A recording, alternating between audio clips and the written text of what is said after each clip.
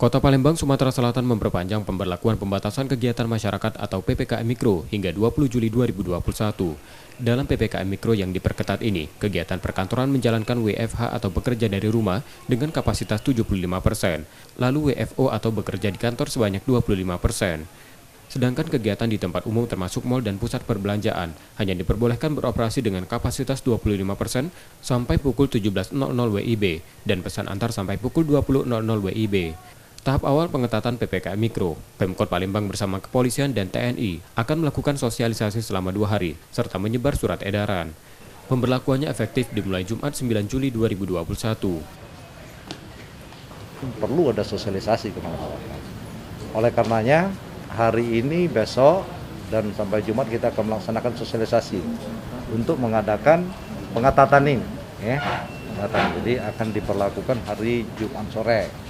Di antaranya pembatasan ini kita laksanakan jam 17.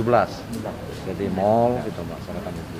Nanti mudah-mudahan harapan kita kasus ini akan dapat menekan dengan kebijakan yang kita lakukan ini. Warga yang masih melanggar tidak ada sanksi. Pengetatan PPKM Mikro diharapkan dapat menurunkan angka kasus COVID-19 di Kota Palembang yang masih tinggi dan masuk dalam zona merah. M. Rizky Nurmizan, Kompas TV, Palembang, Sumatera Selatan.